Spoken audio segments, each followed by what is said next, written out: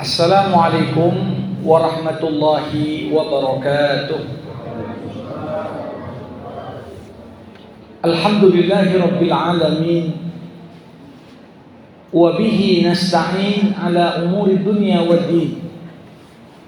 Summa salatu wassalam ala khairi man ba'athahu Allah rahmatan lil alamin, sayyidil anbiya'i wal mursalin, Rasulullah Muhammad sallallahu alaihi wasallam wa ala alihi wa ashabihi ajma'in.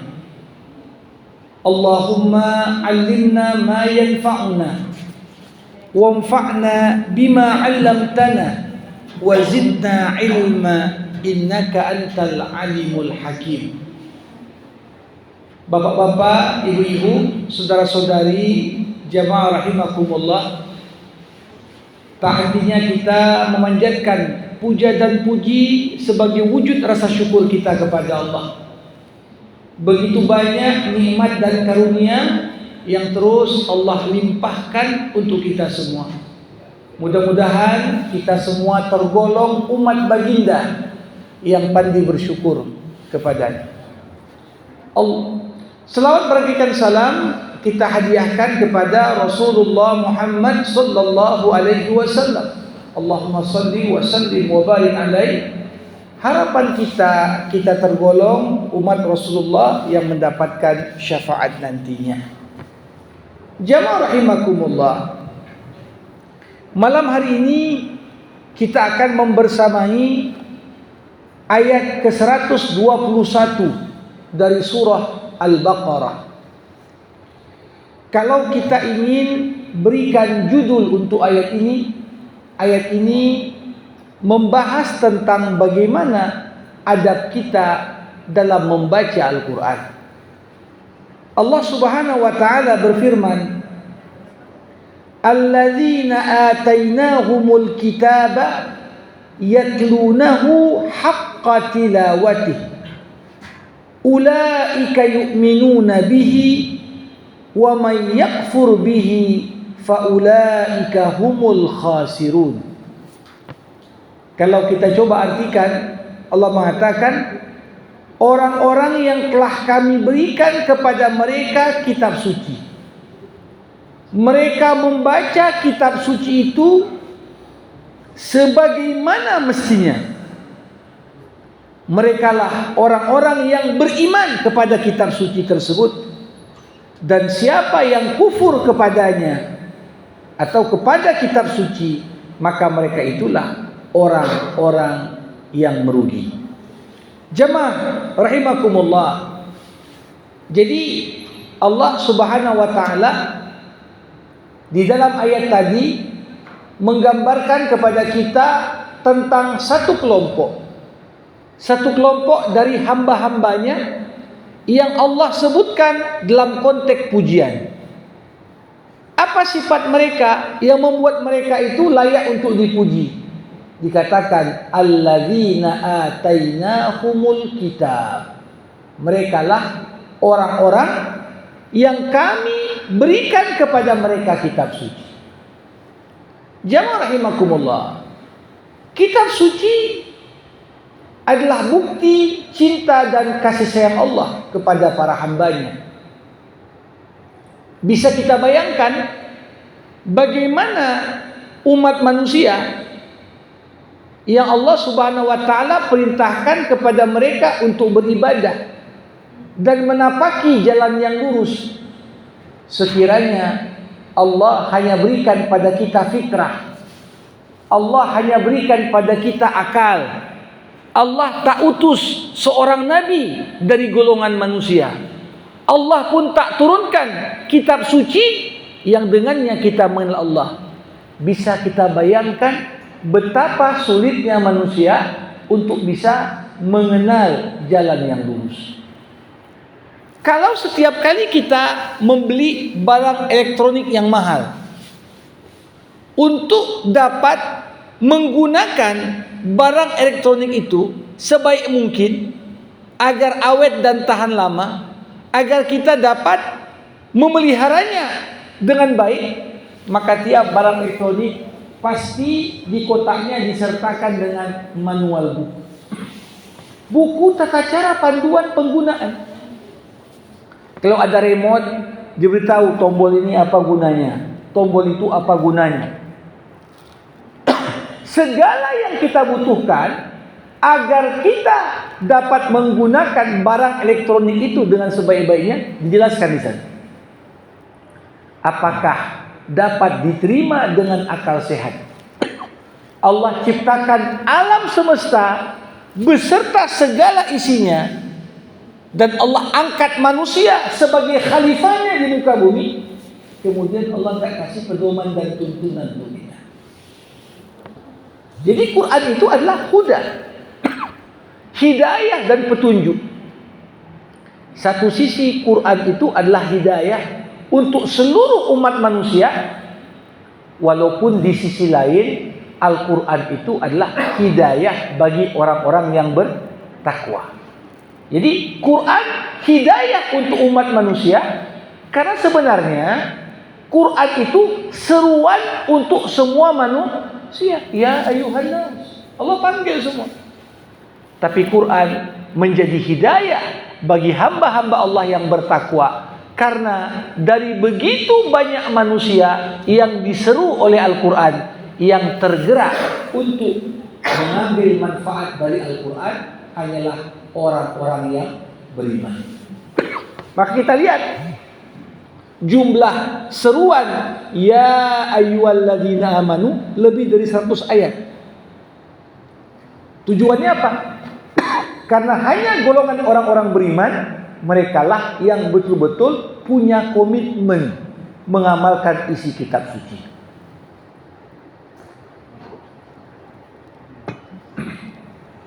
Jamaah rahimakumullah, tidak semua orang yang memperoleh kitab suci sadar akan nilai kitab suci.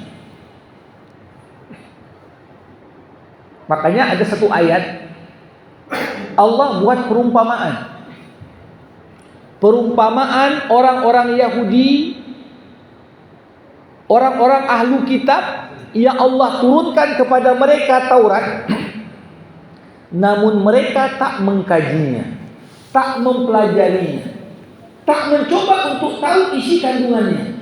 Allah buat perumpamaan mereka seperti seekor keledai yang membawa kitab-kitab yang tebal.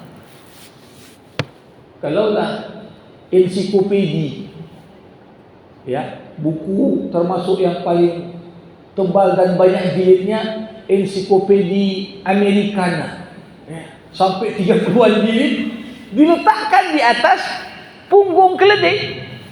Kira-kira apakah keledai berubah menjadi pintar dan cerdas hanya gara-gara membawa kitab yang tebal? Tidak. Keledai yang diletakkan di punggungnya buku-buku ensiklopedi yang tebal sekalipun, karena dia tak tahu apa isi buku tersebut, dia tidak ambil manfaat dari buku itu. Yang tahu dalam benak keledai apa? Berat kali buku ini. Itu jadi. Nah, begitu jugalah perumpamaan umat manusia yang Allah berikan kepada mereka kitab suci. Umat Islam dikasih Quran, orang-orang pengikut Isa diturunkan kepada mereka Injil, para pengikut Musa diturunkan pada mereka Taurat. Tapi selama kita tidak mengkaji kitab suci itu, yang ada di benak kita, Quran ini nyusahkan aja, Injil ini nyusahkan aja, Taurat ini nyusahkan saja. Bagaimana orang yang tak paham isi Quran dianggap perintah dan larangan Allah dalam Al-Quran adalah perenggut kebebasan manusia. Padahal sebagaimana yang selalu saya sampaikan, ketika Allah menyuruh untuk mengerjakan sesuatu, melarang untuk meninggalkan sesuatu, tujuannya bukan Allah ingin renggut kebebasan kita, tapi Allah ingin berikan jaminan untuk keselamatan kita. Ya, kita tak pernah lihat ada orang beli kendaraan bermotor, dia pesan, saya mobil saya mau beli mobil yang gak ada remnya. Atau kita mengatakan, saya mau beli sepeda motor yang gak ada remnya. Kenapa? Remnya nyusahkan saya aja. Tentunya setiap orang justru memastikan, hidup gak remnya? Atau justru remnya belum? Kenapa?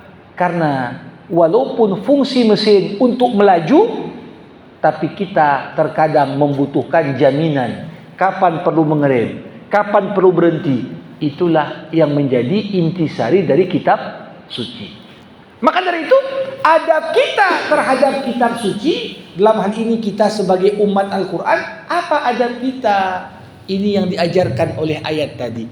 Yatlunahu haqqa tilawati. Apa adab kita terhadap Quran? Bacalah Al-Quran sebagaimana mestinya. Itu kata Allah. Jadi artinya banyak orang membaca Quran, membacanya itu hanya sebatas membaca di bibir. Tak sampai kita pada level membaca sebagaimana yang seharusnya. Nah, disinilah menarik untuk kita kaji. Bagaimana sebenarnya membaca Al-Quran atau membaca kitab suci dengan sebenar-benarnya, dengan cara yang seharusnya.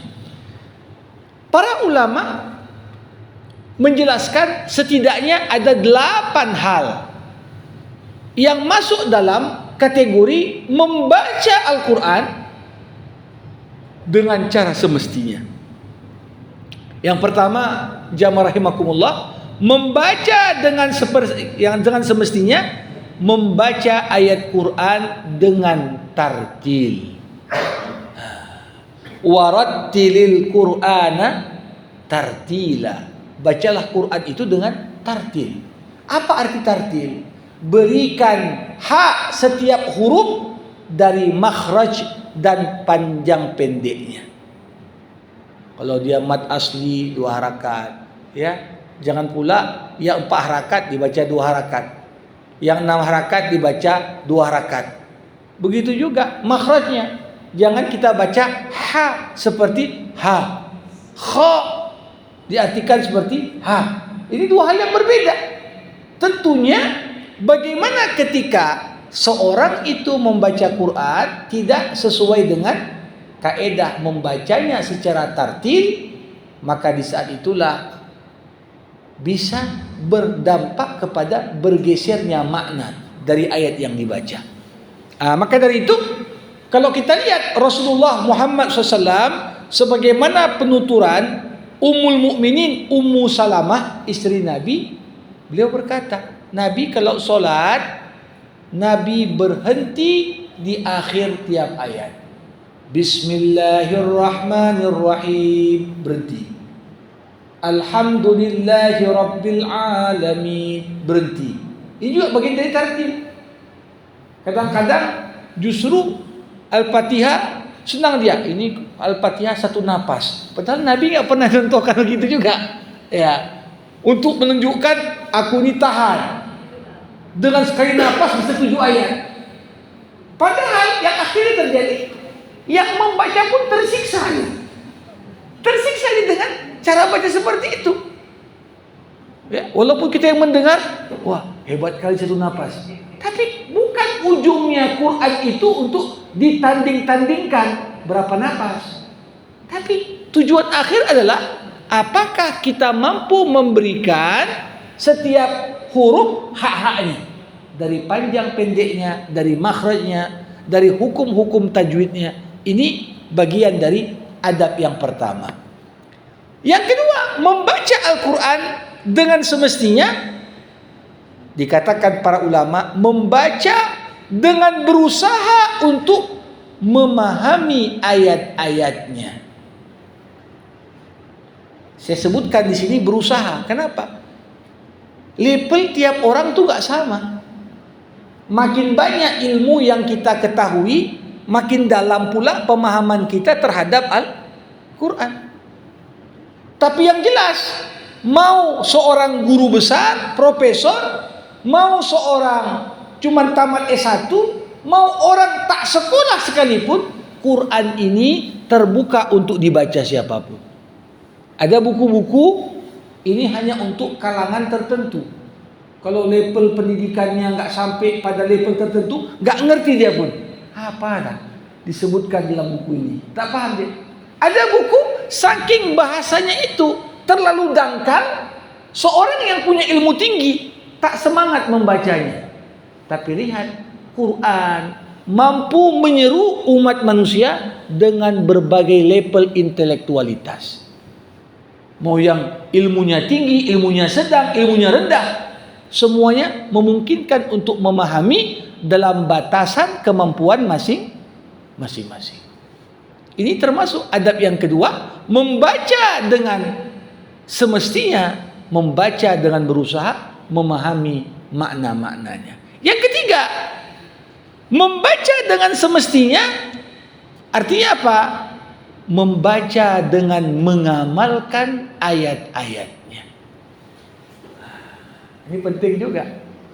Makanya jamaah rahimakumullah, kadang kita siap baca Quran, kita baca Shadaqallahul Azim.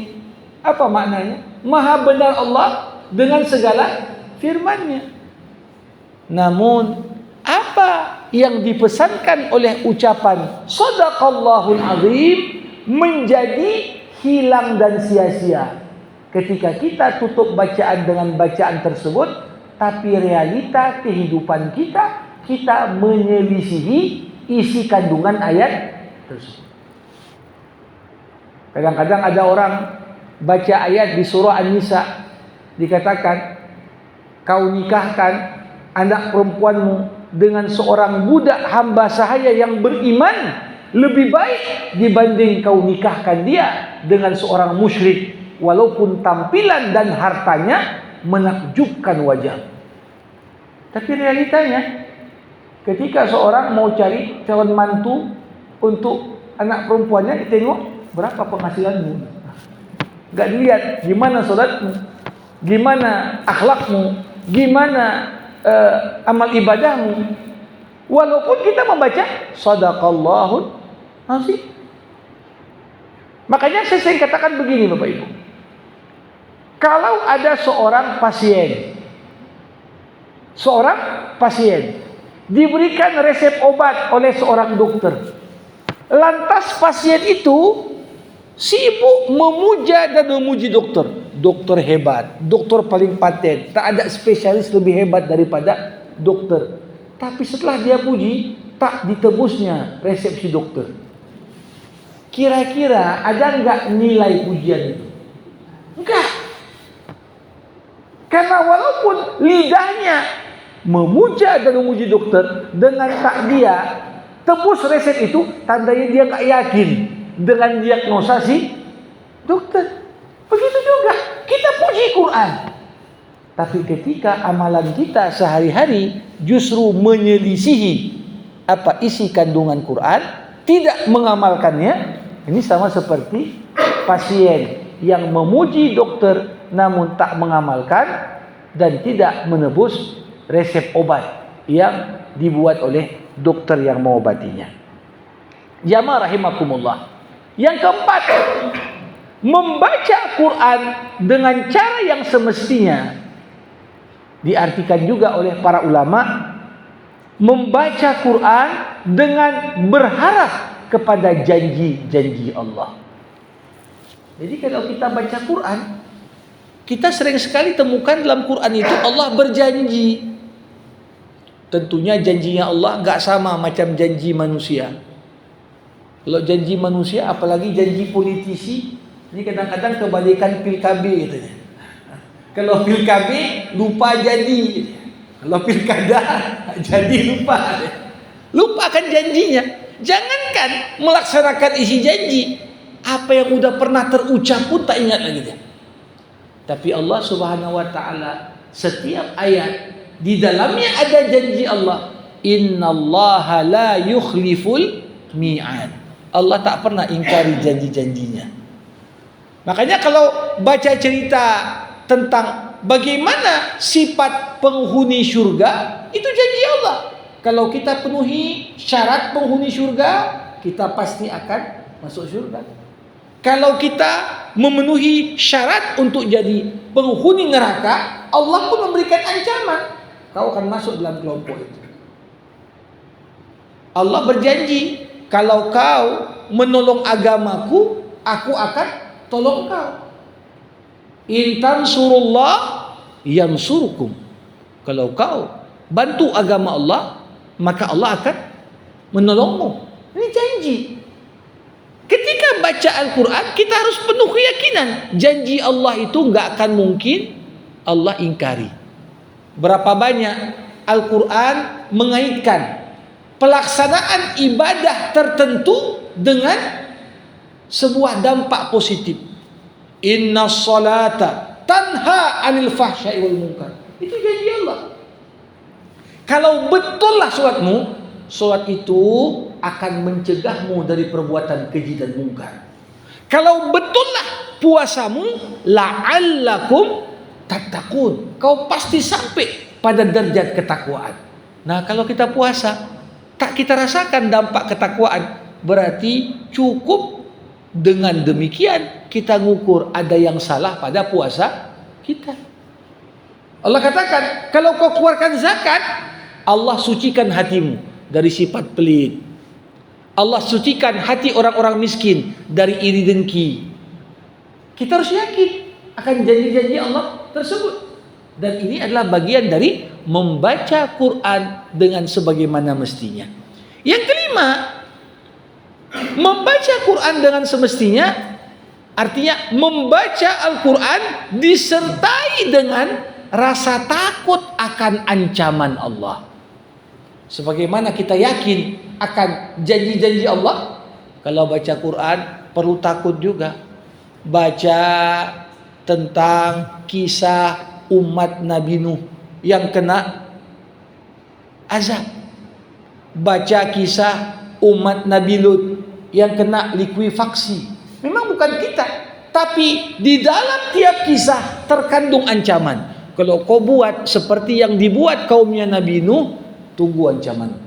Kalau kau buat seperti yang dibuat oleh kaumnya Nabi Lut, tunggu perhitunganku. Kalau kau buat seperti yang dibuat Fir'aun, tunggu ya tanggal mainnya, kata Allah. Jadi ini ancaman. Nah, kita pun membaca di saat kita baca tabbat yada abi lahab wa tab, ini bukan hanya ancaman untuk Abu Lahab ansih. Ya kita kira ini kan ancaman cuma untuk Abu Lahab saja. Enggak. Tapi berlaku untuk setiap Abu Lahab junior di setiap zaman. Ada Fir'aun senior, ada Fir'aun junior tiap zaman. Abu Lahab pun ada Abu Lahab senior, ada Abu Lahab junior. Sebagaimana keluarga Abu Lahab diancam dengan siksa neraka, keluarga yang punya karakteristik sama seperti keluarga Abu Lahab, maka mereka pun menanti ancaman yang sama. Jadi membaca Quran disertai dengan rasa takut. Kemudian kita lihat termasuk membaca Quran dengan sebenarnya, yang keenam, membaca Al-Quran disertai dengan mengambil iktibar dan pembelajaran dari kisah-kisahnya. Apa kisah di balik Nabi Yunus sampai terperangkap dalam perut ikan paus? Level Nabi saja ketika enggak sabar Allah hukum, apalagi kita. Padahal Nabi itu adalah manusia-manusia pilihan. Ketika Yunus meninggalkan medan dakwah sebelum Allah perintahkan dia untuk melakukan itu, kena tegur Yunus. Gimana pula dengan kita? Ketika baca kisah Nabi Ibrahim, tingkat kesabaran luar biasa Ibrahim. Tingkat cintanya kepada Allah melebihi yang lain. Itu jadi iktibar bagi kita. Kalaupun mungkin diuji anak kita dengan penyakit tertentu, istri kita atau suami kita, ya gak ada apa-apanya dibanding dengan ujian yang diberikan kepada para anbiya. Membaca dengan mengambil pembelajaran dari kisah-kisah. Itulah maknanya membaca Quran dengan sebagaimana mestinya. Yang ketujuh, membaca Quran dengan cara yang semestinya, membaca dengan melaksanakan perintah-perintah Allah. Apa yang Allah suruh, kerjakan. Apa yang Allah dorong kita untuk melakukannya, laksanakan. Ini bagian dari membaca dengan sebenarnya. Dan tentunya yang terakhir, membaca dengan sebenarnya, membaca dengan meninggalkan segala apa yang Allah larang untuk kita. Jadi tentunya kalau kita membaca Al-Quran, sekedar yang diperhatikan bagaimana makhrajnya, sekedar yang diperhatikan bagaimana lafaz dan hurufnya, panjang pendeknya, tapi hukum dan aturannya diabaikan. Demi Allah, itu bukanlah membaca Quran dengan sebagaimana yang seharusnya. Jadi ayat ini menarik untuk menjadi bahan evaluasi bagi kita. Bahwasanya apa? Hak Quran adalah bukan sekedar dibaca huruf-hurufnya, dibaca lafal-lafalnya, namun ditinggalkan hukum dan aturannya. Tapi sebaliknya, 8 hal tadi. Mulai dari membacanya dengan tertib, berusaha memahami ayat-ayatnya, mengamalkan intisari ayat-ayatnya, berharap dengan janji-janji Allah di dalamnya, takut dengan ancaman-ancaman Allah, mengambil pelajaran dari kisah-kisahnya, melaksanakan perintah-perintah Allah, dan yang terakhir, meninggalkan larangan-larangan Allah. Ini yang dikatakan ulaika yu'minuna bih. Kalau kita sudah baca Al-Quran dengan 8 hal yang disebutkan, mereka lah tanda orang-orang yang beriman pada Quran. Jadi beriman pada Quran diukur dengan apa? 8 hal tadi. Kalau 8 hal itu belum kita mampu wujudkan, berarti iman kita belum sempurna terhadap Al-Quran. Sebaliknya, wa may yakfur bihi faulaika humul khasirun. Siapa yang kufur terhadap Quran, tak mau membacanya, atau kalaupun membacanya sekedar dibaca dengan lidahnya, tapi tak diamalkan isi kandungannya, tidak ada pengaruh Quran kepada orang yang membaca dan pelajarinya, mereka itulah orang-orang yang merugi. Kenapa? Karena bisa kita katakan intisari keberuntungan adalah di saat kita mengetahui jalan yang lurus, jalan yang bisa menghantarkan kita sampai kepada Allah. Kalau kita tentunya mengabaikan pesan-pesan Quran yang maknanya kita akan terdinding dari mengetahui jalan yang benar, tidak ada kerugian Bapak Ibu sekalian yang lebih besar dalam hidup ini selayaknya orang yang merugi karena tak kenal Allah, orang yang tak tahu mana siratal mustaqim, jalan lurus yang bisa menghantarkan kita sampai kepada apa yang kita tuju bersama. Demikian ya apa yang disampaikan Allah sebagai adab bagi kita dalam membaca Quran, semoga bisa kita amalkan dalam kehidupan kita, sehingga Quran ketika dibaca bukan sekedar menjadi kitab berkah dengan tujuan untuk dapat semata-mata pahala atau kirimkan pahala untuk mereka yang sudah meninggal di antara kita, tapi Quran adalah kitab kehidupan, kitab yang mampu mengangkat level dan kualitas hidup kita dari hidup biasa-biasa menjadi hidup dengan makna yang begitu mendalam. Demikian yang dapat saya sampaikan di jumpa kita malam hari yang berbahagia ini. Sebelum saya tutup dengan doa, kita buka sesi diskusi dan tanya jawab. Bagi Bapak Ibu yang mau bertanya, dipersilahkan dengan segala hormat. Silakan. Waalaikumsalam warahmatullahi wabarakatuh.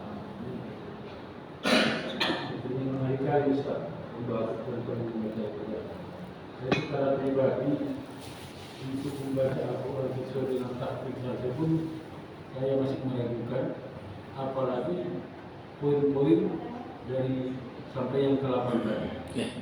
Artinya kalau itulah yang ditentukan tentang hadap membaca Al-Quran, saya pribadi 10% juga bisa memenuhi. Jadi apa solusinya ini? Ya. Dalam hal ini. Ya. Jamaah rahimakumullah. Ketika seorang sadar di mana posisinya dari tanggung jawab dan kewajibannya terhadap Quran, dia berusaha untuk mengejar ketertinggalannya dengan sungguh-sungguh, walaupun mungkin dia dihadapkan dengan kesulitan-kesulitan. Maka yakinilah apa yang dikatakan Nabi, orang yang baik membaca Qur'annya, mereka akan dibangkitkan bersama para malaikat. Orang yang membaca Quran, membacanya pun masih kesulitan, apalagi mengamalkan, dan tadi disebutkan menangkap pesan-pesan dalamnya, maka bagi orang yang kesulitan itu janganlah berhenti, karena tiap kesulitan yang dia hadapi dalam belajar Quran, dia mendapatkan 2 pahala. Pertama, pahala membaca, yang kedua pahala karena sabar menghadapi kesulitan dan tantangan yang berat dalam proses belajar tadi. Jadi tidak ada kata berhenti. Ketika kita sadar masih banyak kurang, ini justru mendorong kita untuk memperbaiki dan mengejar apa-apa yang menjadi kekurangan. Apa yang tak bisa dicapai semua, jangan tinggalkan semua, kata para ulama. Ya, nggak bisa sampai 8. Yang mana bisa kita? Dalam batasan tentunya dengan usaha optimal yang mungkin kita lakukan. Demikian. Ya. Ibu-ibu silakan. Waalaikumsalam warahmatullahi wabarakatuh.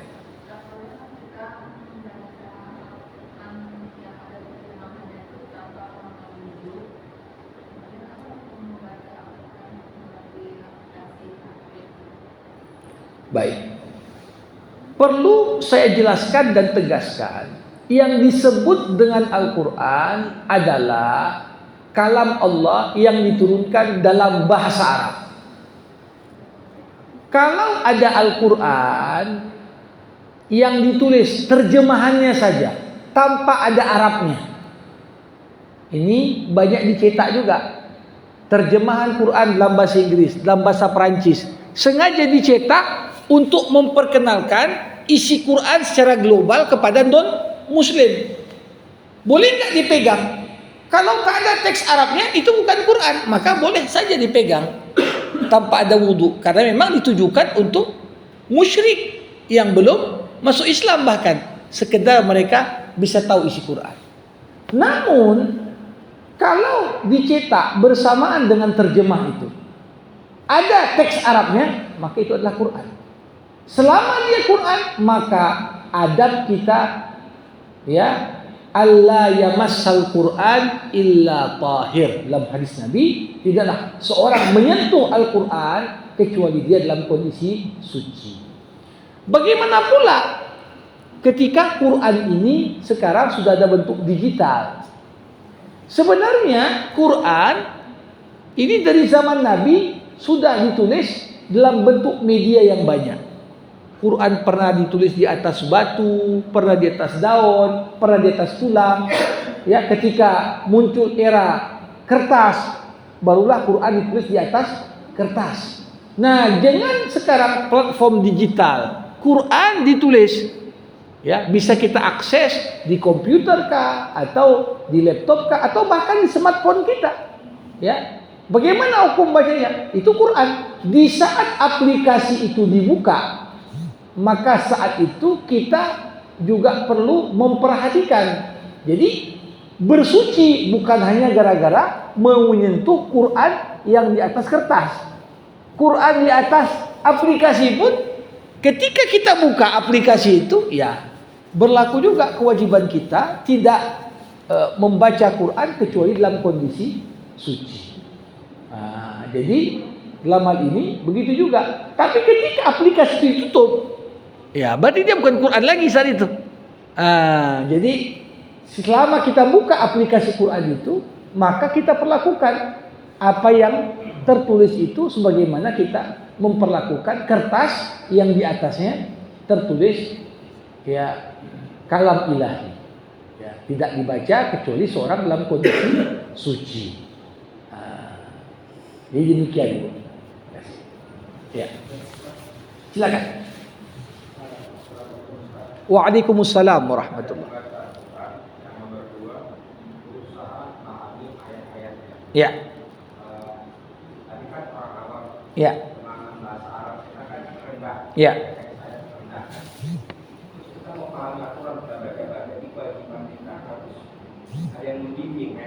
Ya, ya, ya.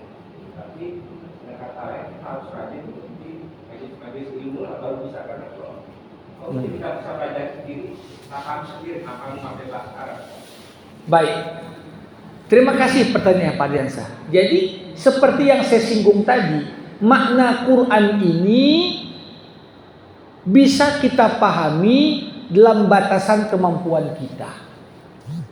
Orang yang ilmunya dalam, makna Quran yang bisa ditangkap juga lebih dalam. Orang yang mungkin kategori awam dalam urusan ini, yang maknanya pun hanya makna di permukaan. Nah, sebenarnya apa yang kita temukan dari Al-Quran terjemahan itu bukan terjemahan Quran, tapi terjemahan tafsir singkat Al-Quran. Karena Quran sendiri nggak mungkin diterjemahkan. Maknanya itu tak mungkin untuk dapat ditampung oleh bahasa lain selain bahasa Arab. Saya sudah pernah sampaikan juga di majelis ini perbandingan bahasa Arab dengan bahasa yang memiliki kosakata nomor 2. Jadi bahasa Arab itu bahasa dengan jumlah kosakata terbanyak dari bahasa-bahasa manusia yang ada saat ini. Itu dalam sebuah penelitian, karena sifat dari bahasa Arab yang merupakan bahasa istiqaq, jumlah kosakata di sini sampai 2 miliar. Sedangkan bahasa terdekat dengan kosakata terbanyak setelah bahasa Arab itu bahasa Inggris dengan 200.000 kosakata. Jadi perbandingan antara bahasa Arab dengan bahasa berikutnya saja udah jauh sekali. Sehingga banyak kata-kata dalam bahasa Arab tidak punya padanan kata dalam bahasa lain. Sehingga ini menjadi penghalang, kita nggak mungkin terjemahkan. Apalagi makna dari ayat Allah itu sangat dalam, tak bisa kemudian ditampung oleh pikiran manusia itu sendiri. Maka dari itu, kalau kita orang awam, kita pilih salah satu terjemahan, itu sudah memberikan makna global tentang ayat. Boleh nggak? Ya boleh, dalam batasan kemampuan kita. Tapi kalau kita mau maknanya lebih dalam, kita ambil buku tafsir. Misalnya tafsir Ibnu Katsir, tafsir Syekh Qutb, tafsir Buya Hamka, tafsir Quraisy Shihab. Ya kita baca. Kalau kita merasa baca mungkin kalau sendirian tanpa mentor bisa salah, ya seperti Bapak katakan tadi, hadir ke majelis-majelis ilmu. Namun seminimal-minimalnya makna yang ada pada Quran terjemahan itu sudah mewakili bagi orang awam untuk bisa menangkap apa pesan utama dari Al-Quran tersebut. Demikian. Ya. Baik, silakan Pak Muhadi. Waalaikumsalam warahmatullahi wabarakatuh. Salah satu dari makna membaca Al-Quran itu adalah mengamalkan. Ya. Dengan membaca Al-Quran saja kita akan Pahala. Ya. Tapi kita sudah tahu maknanya, tapi kita suka atau berat untuk melaksanakan apa pesan-pesan Al-Quran. Ya. Supaya bisa meningkatkan kemampuan kita. Ya. Bapak Ibu, ketika kita membaca Quran dan paham artinya, tapi kita tak mengamalkan sebagaimana yang diinstruksikan oleh Al-Quran, kita tentunya sangat naif berharap kemudian Quran memberikan syafaat untuk kita, sedangkan pesan-pesan dan ajarannya tak kita amalkan. Makanya ada hadis Nabi yang cukup untuk memberi ancaman bagi kita. Rubbatalin lil Qur'an wal Qur'anu yal'anuhu. Berapa banyak orang membaca Quran, tapi justru Quran nanti di akhirat bukannya memberikan syafaat, justru melaknat orang yang membaca. Quran melaknat. Kenapa? Kau baca A tapi kau buat B. Kau baca C tapi kau amalkan Z misalnya. Jadi di sini dengan kita baca tegaklah hujah bagi kita. Gak ada alasan kau gak amalkan. Kau udah tahu artinya. Jadi disitulah medan jihad kita. Bagaimana kadang-kadang hawa nafsu yang bertentangan dengan isi ajaran Quran, kita harus mampu kontrol sehingga kita menjadikan apa yang kita pahami dalam Al-Quran sebagai imam kita dalam kehidupan. Demikian. Ya. Baik. Bapak Ibu jamaah rahimakumullah, kita padakan untuk jumpa kita malam hari ini. InsyaAllah kita akan lanjut pada kajian-kajian berikutnya. Mari sama kita tutup dengan doa. Alhamdulillahirabbil alamin, hamdan yuwafi ni'amah wa yukafi'u mazidah. Ya Rabbana lakal hamdu kama yanbaghi li jalali wajhikal karim wa li azimi sultanik. Allahumma salli ala Sayyidina Muhammad wa ala alihi wa sahbihi ajma'in. Allahumma 'allimna ma yanfa'una wanfa'na bima 'allamtana wa zidna 'ilma innaka antal 'alimul hakim.